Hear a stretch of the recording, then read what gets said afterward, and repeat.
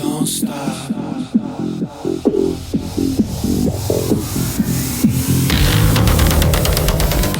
Hi, thanks for joining me on the Everything and Anything at a Bit Gay podcast. Today I have a guest that I'm so happy I got to talk to. And I love it when a guest surprises me. I love it whenever I have a guest on and they're not who I think they're going to be, because I'm going to tell you who he is. His name is Ryan Landry.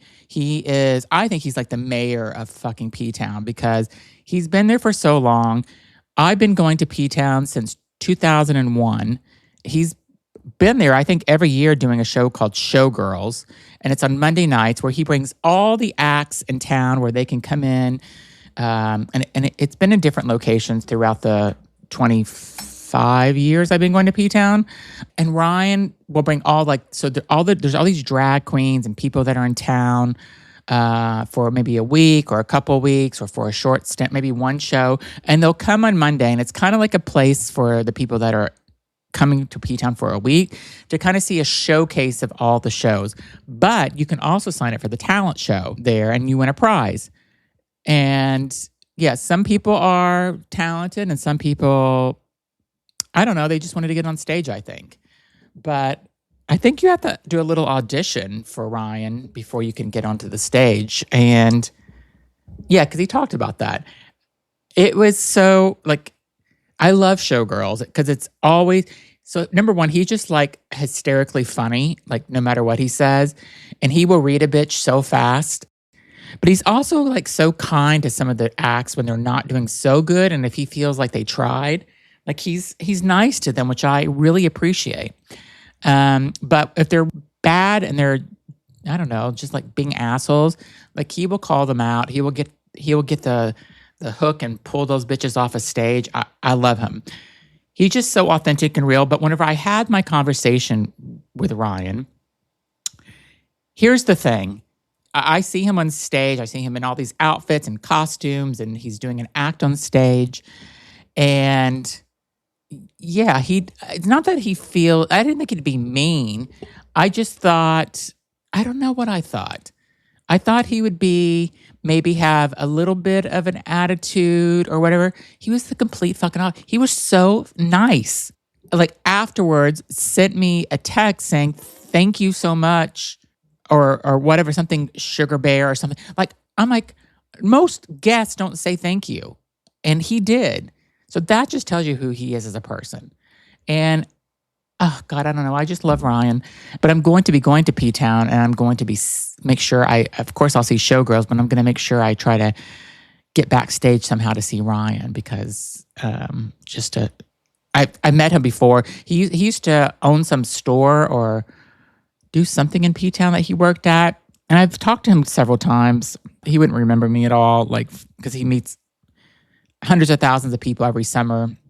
Because he's like the little town's P-Town, but he's like the big celebrity in it. So, and he knows, like, he's like one of his best friends, he said, is Parker Posey. And I see all the time, like on the advertisements, where Parker Posey is going to be helping him co-host the show, which I think is fantastic. Jennifer Coolidge has been co-hosted this P-Town show with him.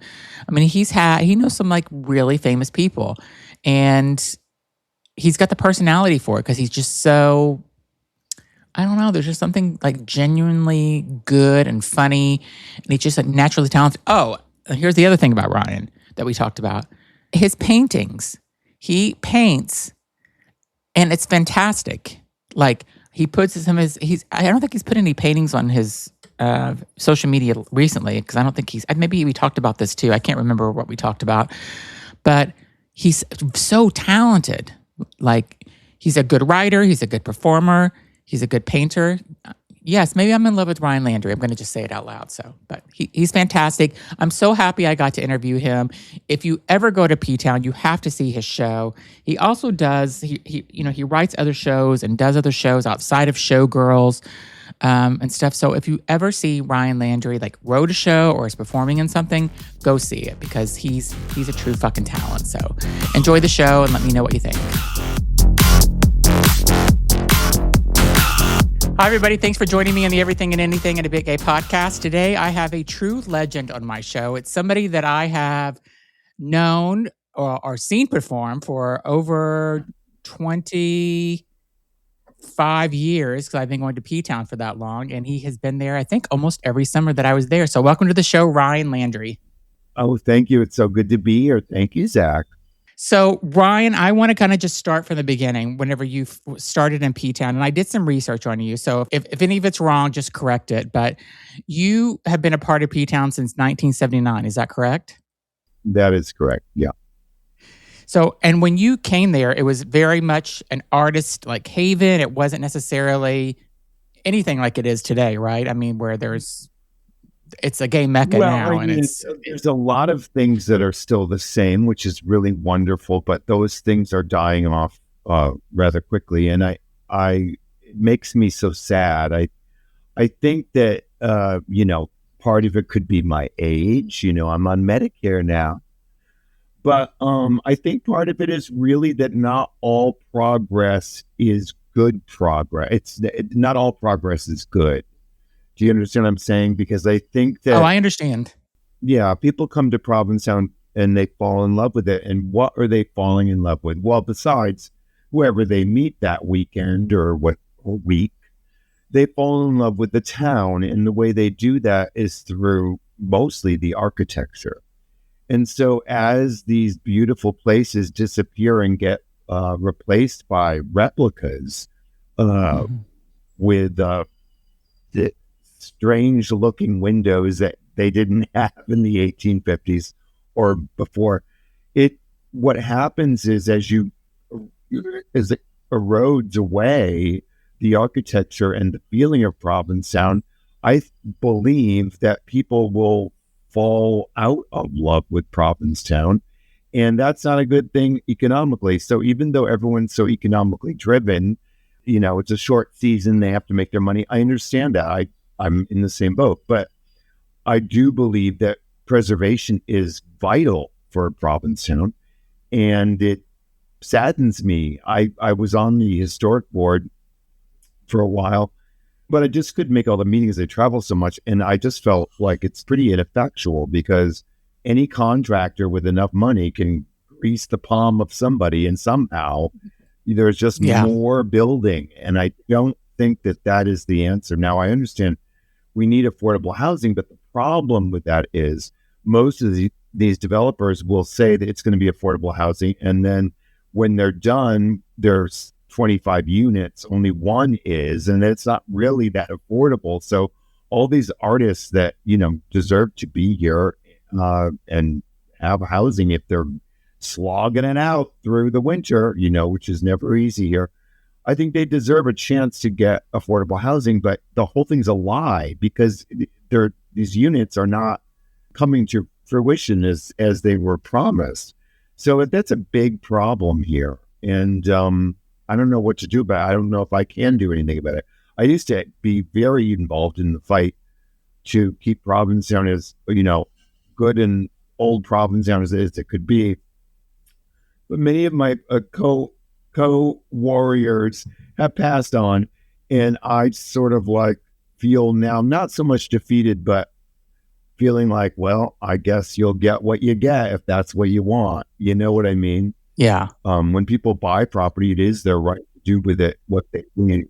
Yeah, and Provincetown has changed so much for me even too. I remember when I came out there for the first time in 25 years ago, it's changed so dramatically. And then there's years where I'm not even excited about going out, for a week or two. And just because I think that it's changed so much. I mean, I've gone out once and I'm going again later in August. And I still love it, but it has changed so dramatically, and some not for the good, just because I don't know, I just feel like it's just got a different vibe happening sometimes than it did previously.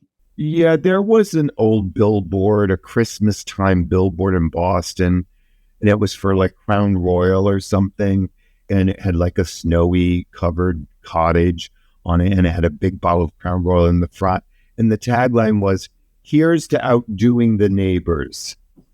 Well, if that sentiment carries through a Christmas time ad, it could never be more evident than here with this outdoing the neighbors. I believe that this place used to be come in for coffee. Now it's get off my lawn. It's a different Yeah. feeling. It is Yes. very, I mean, we're also living in a power hungry world, and many people feel powerless in that power hungry world. And so maybe their insecurities drive them to outdo others and to, be, and I hate this term, A-list or top notch or high end. I hate all these terms because they're so classist and ridiculous. But yeah, that's how it's changed for me. It used to be a place where artists could afford to live, and now they really can't. Anthony Bourdain did a documentary on or a show about Provincetown. Did you know him whenever he was out there? Yes, I knew Anthony. Anthony was very kind to me. And yes, I knew Anthony when I first got here. And I would see him at the OC, which is the old colony, which is sort of like the fisherman's dive bar, So Yeah. I would see him there often. And I loved Anthony. He was a very sweet person. And it was sad what happened with him. But, we all have our demons, I think. Yeah. And we'll be right back. Okay, now back to the show. I don't know if people know how talented and how much talent you have, but I'm just going to name a couple of things. So, and again, I probably don't have everything, Okay. but first of all, Thank Showgirls you. has been the longest running show in Provincetown history. That's the Yeah. first thing. Well, I want to talk about Showgirls, obviously. Also, you have written 79 plays. 79. That is And musical. crazy. Yeah, but let's be.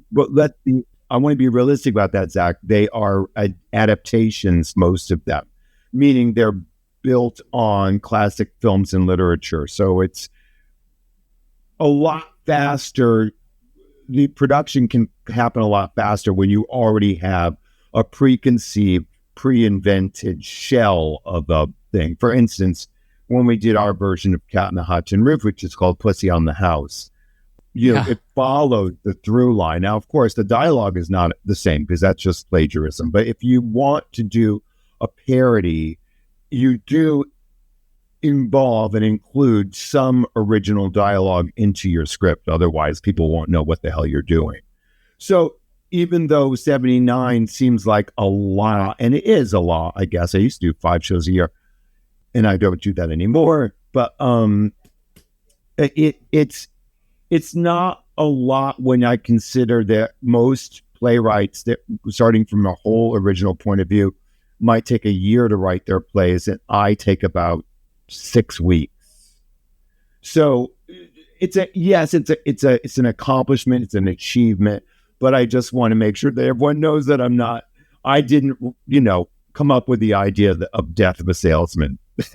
When I did Death of a Salesman. No, I know, but I still think it's so impressive though, because I've seen your shows. There's work that goes into them, so it's amazing. And I want to talk about your art because I follow you online and I've seen all of your art. Your art you're an amazing, amazing artist. Like you could have done that only in your lifetime as full time, and I think that would have been an accomplishment right there. But well, it would have been really great because yes, had I done that only in my lifetime, I probably wouldn't have an ulcer.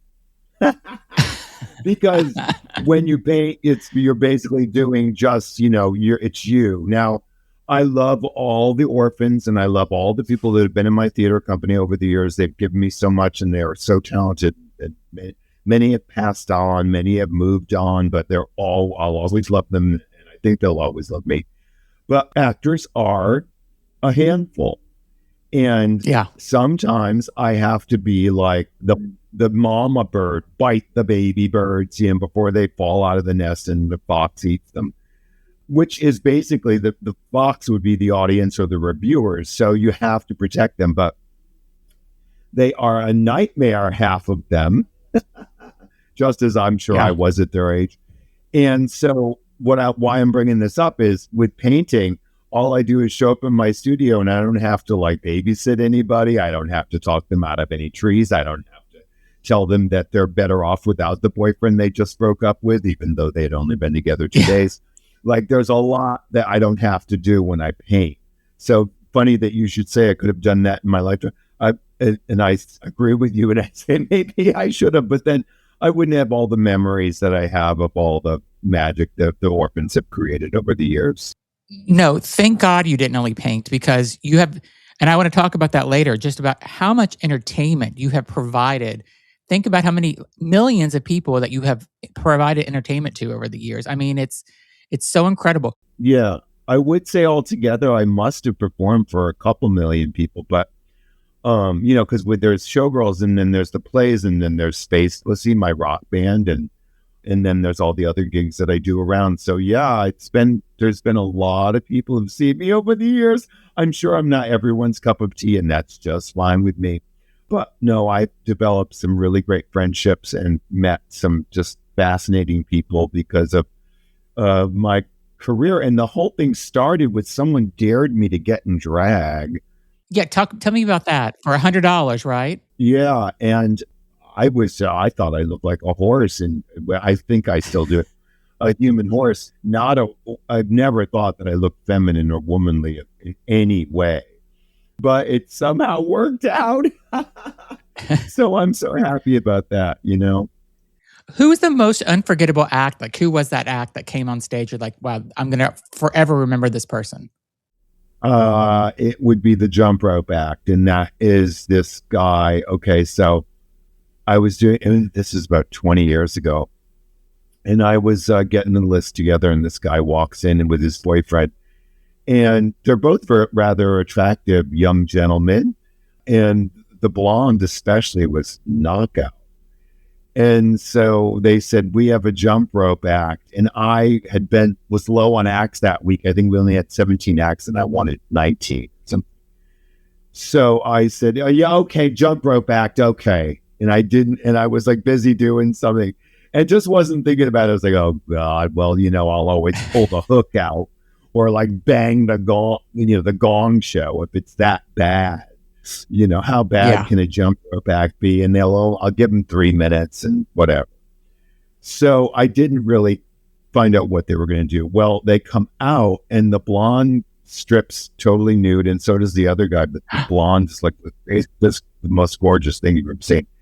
And he's got this big smile on his face. And the dark-haired one takes the jump rope handle and sticks it up the blonde's ass and starts doing all these jump rope tricks while the blonde is bent over with a big smile on his face, just staring at the audience like, he's like, yeah, you like it here? Like, whatever his smile was saying, like, yeah, I'm available for children's birthday parties too, whatever. And then it just got more debauched from there. But yeah, I think the funniest thing about the whole thing was the look on the blonde's face that he was perfectly happy with that jump rope handle up his ass while the other one was doing all these tricks. That could be actually the funniest thing that anybody's ever said on my podcast. So. Well, one of the scary ones was when Sharon Needles decided that she was going to because I had just done Joan of Arkansas, one of my musicals. And so I had the outfit and everything still there from the year before. And Sharon decided that she was going to wear this outfit and she was going to do a Joan of Arc number. And I said, all right, fine. She didn't tell me she was going to light herself on fire. So she gets there Monday, and I was doing, I think, Johnny Guitar at that time, which is, my version of Johnny Guitar. And so I had a platform that was about, tits high and had a sponge thing on the top of it. So that, because I would do flips over, because back then old Tranmog could actually do flips. And so that was what he was standing on when he was doing his Joan of Arc. And he put his hands behind his back and he had his hands wrapped up in gauze. I don't know what made him think that this would be safe or whatever. Wrapped up in gauze. Well, the queen that he got to put the lighter fluid on the gauze was hung over as from, heroin, coke, booze, whatever, and was slapping all around with the lighter fluid. And he got really overzealous with the lighter fluid. So then after he poured the lighter fluid on Sharon's hands, he lit the hands, and Sharon brought the hands up, and the audience thought that was just so terrific. Fiery hands. Well, it only took like 3 seconds before Sharon realized that the fire was burning through the gauze and it was Oh my burning her God. hand. So she didn't know what to do. So then she took and she went like this on herself, like to put her hands out. Well, that only made so there was so much lighter fluid in there that only like lit her front on fire. Oh my God. So she had to put her front out as well as her hands, right? And so she threw herself down flat on this sponge covered platform I had to put herself out, put the fire out. But when she did that, her hands went back for a second and that lit the curtain on fire. So there was like fire everywhere. And then the queen that was running the venue came. It was a huge venue with a very high ceiling, came with a fire extinguisher and was squirting the audience and squirting Sharon. And Sharon ran out. Her hands were still on fire. I don't know how she got them out. Anyway, she never stopped lip syncing, which I think is very important. But the next day, a friend of hers took a picture of her picking a flower. This was, staged because they wanted everyone to see this giant blister on her hand. And the sun was coming through the blister as she's like reaching for the flower. And I was like, oh my God, I need this picture. And she's like, no, let me make a copy. She never made a copy. I never got it. I need this fucking picture. I want to post this picture. It's the most brilliant thing. I mean, it looks terribly painful with this giant bubble on her hand. She said it was fine, but the bubble was there. So she figured she would do an art piece, and like picking a flower with this fucking, I don't know what you call that when you're burned so bad that you get like that. Anyway, that was probably the last time we did fire in Showgirls. Yeah. And we'll be right back. Okay, and now back to the show. I want to ask you about a couple of people that you may remember that were in your show. One I know you're going to remember for sure, Ellie, who was always singing on the street. Yeah. And, it was so sad whenever she passed away. But I loved it that you just had so much respect for her and that you would invite her to your show. I think almost every Monday she was there. Oh, yeah, she was there every week. Like it was so, I don't know, like my heart went out to her and I had so much respect for you, including her all the time. It was just so nice. Oh, thank you. Well, it just, I think that, when you find these people and most of them, I think 99% of them are really good people. I've run into a few turds in my life, but for the most part, like Ellie was always so great. And she just had no fear. And I really believe in that. Like you just can't have fear, especially on stage. And so she did what she wanted to do and she would sing and she enjoyed singing and she enjoyed taking her tits out. I thought she was the personification of what Showgirls was about, which is just, it's tits out, have fun, cut the shit, no bullshit. Just let's all be the same, in the same league and no one's better than anyone. And we're just all having fun. And I think Ellie really personified that. So I miss her quite often, I think. Do you remember this guy, the Blue Bunny, where he would wear like this Blue Bunny outfit and he had heels on? He was in Provincetown for like a couple of summers. I wonder what happened to her. Yeah, I always wonder too. Yeah, she was a little nutty, but she was a good egg. Scott, his name was. Scott the Blue Bunny, yes. That's him, yeah. And he would do Showgirls, and sometimes people would really get into it, and sometimes they would not know what the fuck he was doing.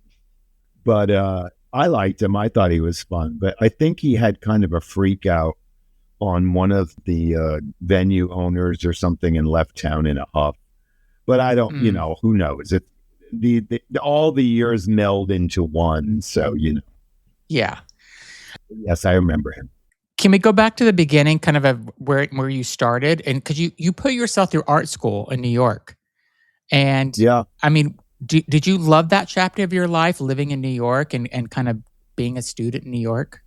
Yeah, I lived there from, let's see, I left my home when I was like 15 and then I had to go back and get my GED. What's it called? That thing? GED, yep.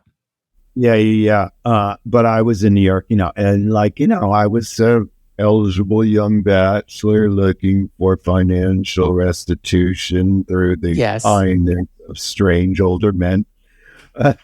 And it was great. I was there for 1976 to 1995, because me and Scott got together in 94, and then I gave up my New York apartment in 95. So yeah, so I was there How during those years. how did you and Scott meet? We met here in Provincetown, and I thought he was absolutely gorgeous, a little too young for me, because he is 11 years younger than me. And back then, it really made a difference, 'cause I think he was 19 or something.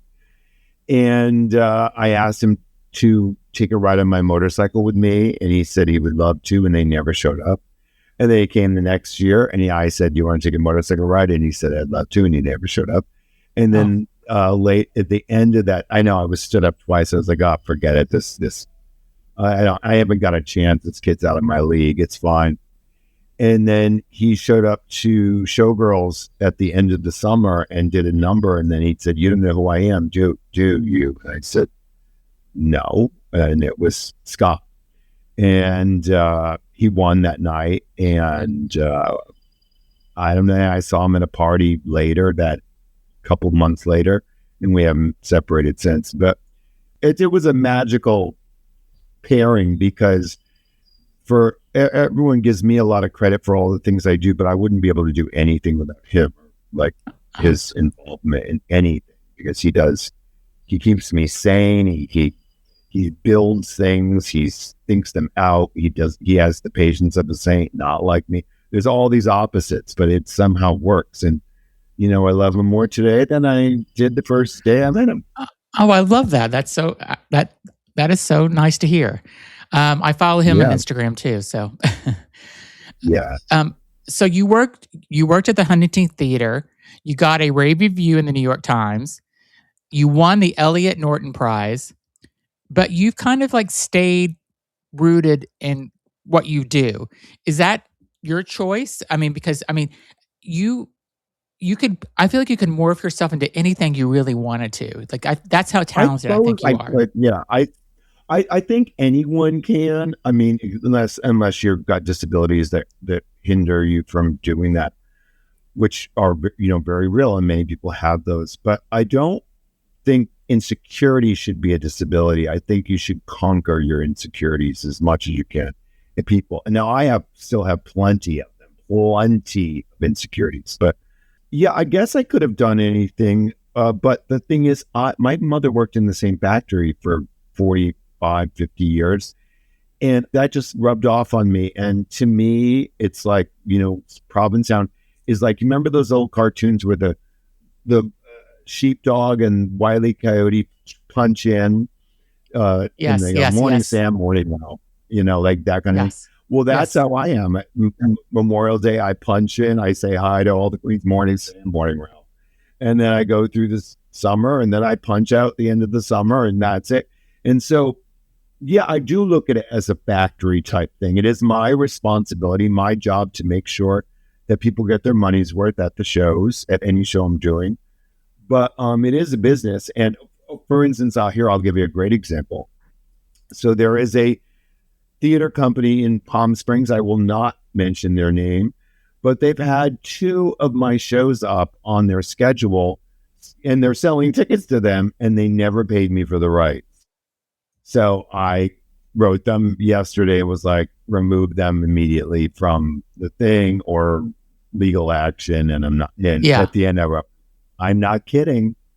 And so they wrote me back immediately to say that they will be taking them off the schedule. Because why I wrote that to them was I just talked to my friend Ronnie Larson, who wrote a play called Making Porn, and he's been successful with that, gone around doing things.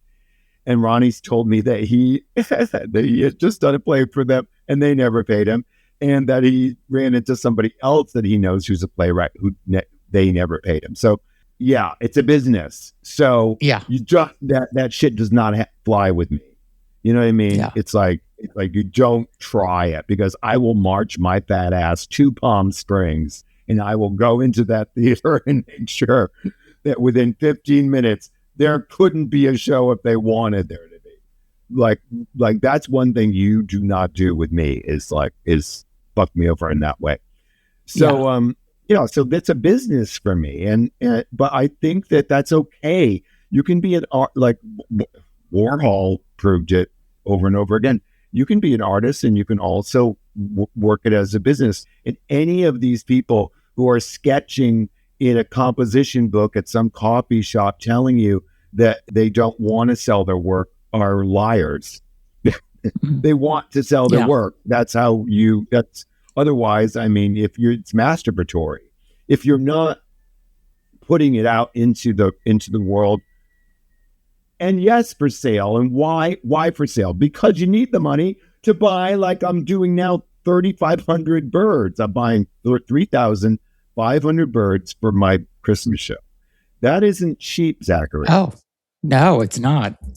You know what I mean? So, and unfortunately, I can't go to these wholesale markets and buy like bulk like I used. I've done the gulls, my version of the birds, 3 or 4 times. And every time I have to invest a lot of money in birds. But you can't go to those places anymore. They don't even exist. You only have online, which can be a slog to try to get through it all to find these birds that might be available. And of course, then they're like, $2 more each than they used to be. So, yes, you do want to make money as an artist. I think that's important. You don't need to become rich about it because, like super rich, like when you said you could be anything you want, more for myself. And yes, I probably could have been, and I would have been much more financially successful. But I am a factory worker, so I believe I will do this much work. I will get this much pay. This much will go into the show. I keep this much for myself, and on we go. And it really is like that. And I do believe that you do have to keep an eye on the bank account if you want to be as successful as an artist as I have been throughout the years. Again, I'm peanuts compared to some of my friends, but I've been pretty successful. And the reason for that is I've kept my eye on the prize. How's that for a long answer to it?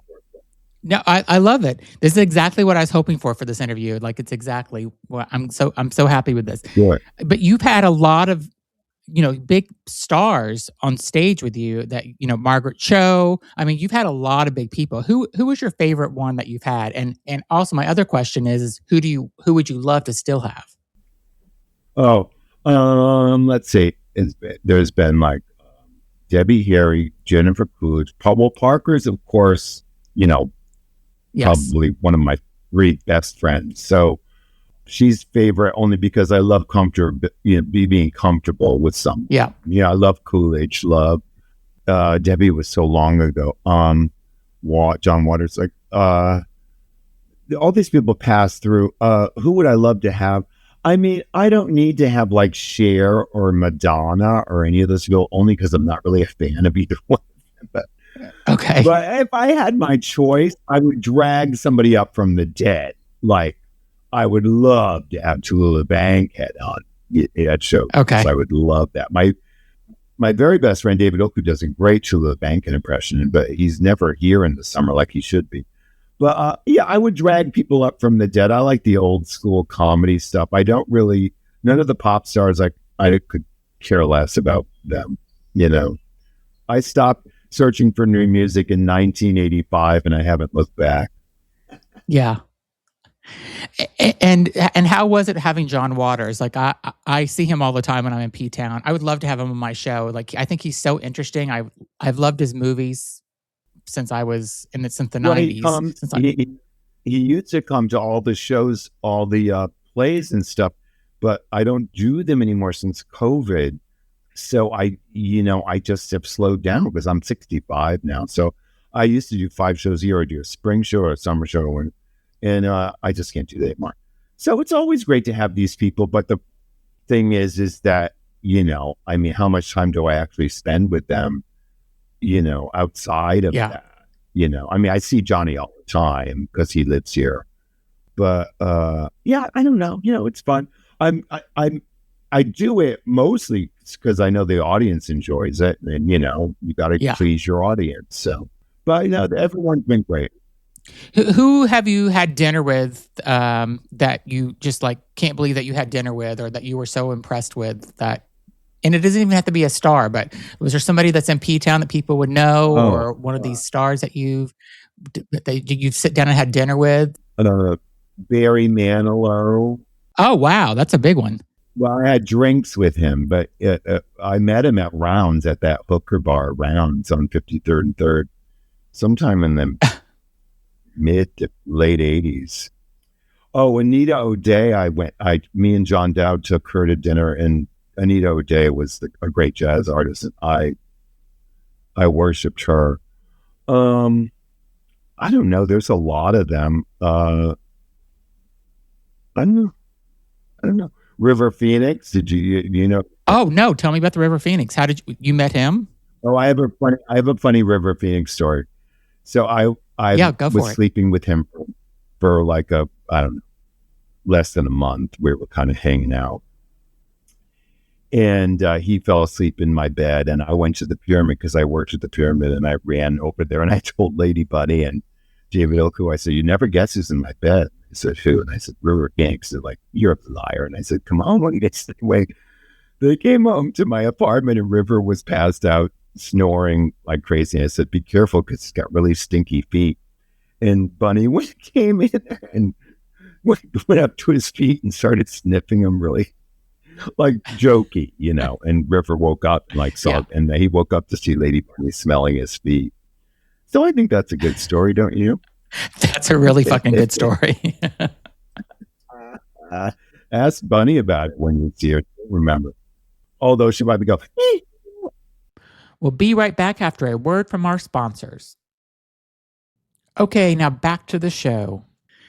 Whenever you meet certain people, do you know right away if they're a talent? Like Dina Martina. When you first met Dina Martina, did you know she was going to be a good person to have on your show?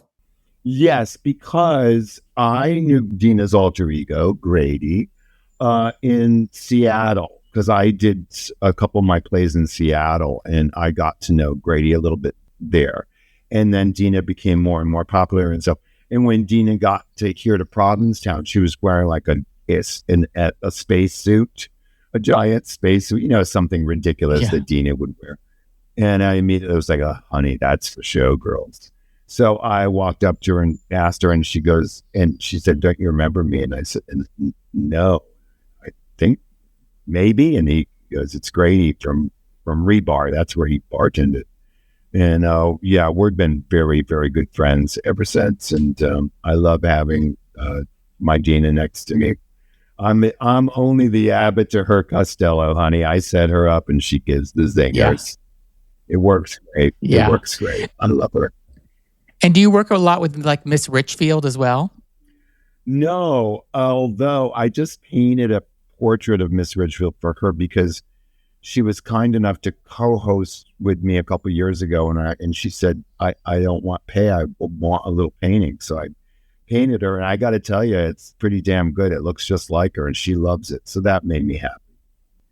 I love that. But I don't see, she hasn't come to Showgirls a lot because she works on Monday. She does Monday shows. Oh, I see.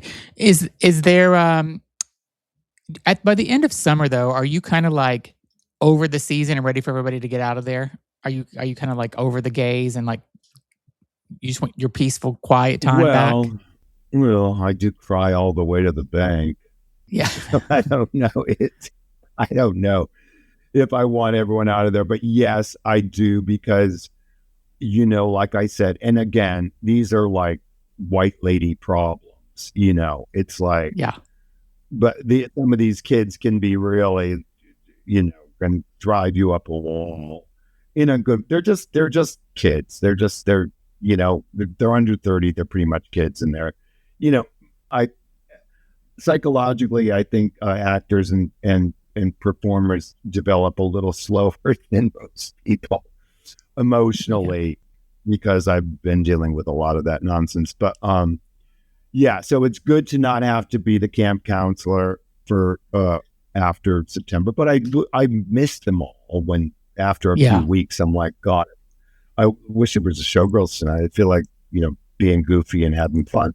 And they've done all of them, every one of them, even the ones that I don't get along with. I've done so much for Showgirls. So, I do miss them in October, but I would say beginning of September, I'm like, when is this going to fucking hit? Yeah. I just wanted to ask you, what do you think P-Town still gives people that nowhere else can? What does Provincetown give people? Besides the dick docs. I mean, yeah, I mean, there's a version of the Dick Doc just about in every city, all that. Yeah. So, I think that again, architecturally, I think is one of our strongest cards in the deck, and I get afraid for the architecture here because again, once it's gone, it ain't gonna be coming back. Now they are working on the Lansing Mansion down in the center of town, which has a very famous history about the brother and sister who didn't want to bury their mother in the dead of winter because the ground was frozen, so they put her up in the attic and left her there for 6 months or something. Anyway, oh my God. That place had in the late 60s, early 70s had these storefronts built right plop in front of it and made it look so ugly. And now they are planning on restoring it. Now my friend Christine Barker is in charge of that. I'm really, really hoping that they pay attention to detail. For instance, the people that did the town hall did a damn good job. Now, of course, that was like that Mark Jacobs and his cronies, but they did do a good job of it. And I think that it needs that degree of quality to make it look right. But I'm excited to see the end product. Awesome. One of my last questions is, there's the younger generation today is just so different from like you and I and other, generations. Like they're just like, I feel like they're just like from a different planet in some ways. Do you think they're connecting with your show as much as people like from my generation and your generation are? Connecting with the young people, connecting with my show? Oh, I don't care. Yeah. Do you think I feel like they have to be though. Cause I feel like I feel like you can bring anybody in. Well, I try to. But the thing is that like one thing I won't put up with is like screaming out, yes, queen, or like clacking fans. Yeah. Like if I see a fan, I go right out there, grab it and smash it in two. I don't want that fucking sound of that fan bullshit happening. Or this, what they now applaud like this or something. It's fucking ridiculous. So I don't really care if they come or not because hundreds of people come every week, so I must be doing something right. And so I don't really go out there looking for a younger audience if they turn on to me, and many of them do, and they come and they love Showgirls. And the ones that don't, it's none of my business what they like. They can like what they want. Well, Ryan, I do hope that you sometimes take some time to like reflect on like all of the amazing performances and all the entertainment and happiness and joy that you've given people. Because every Monday that I'm in P-Town, I go to your show. All of my friends go to your show. And just like I said, if you think about the millions of people you've made happy over the years, I just hope that you sometimes like reflect on that. Not just with your Showgirl shows, but your plays, your art that you do, the whole thing. Like you've given so much to this world in entertainment. And I hope you look at that sometimes and really think about that. Well, when people like you say such nice, kind things to me like that, I think I'm almost forced to reflect on it, which I'm very happy to do. Unfortunately, I'm just not that type of person. Like I don't know where half my scripts are. Like I don't know where half the photographs are. Meaning, I just keep going, and so there's not a lot of time to reflect. But when I run into someone kind like you are and who says things like that, I do have to spend maybe a couple minutes today thinking, hey, I've done a pretty good job. Good. I'm glad you do. I think you should do that more than just today, though, because I think you've given so much joy to people. Well, thank you, Dr. Zachary. Well, thank you so much for being on. I will put a link in the description of this podcast or video so people know how to get in touch with you and, of course, how to get tickets to your Monday night show. But I thank you so much for coming on. Like you are so amazing, and I'm so glad I got a chance to sit down and talk with you. So thank you for being on, Ryan. Well, you're the kindest person, and thank you so much. You've made my day.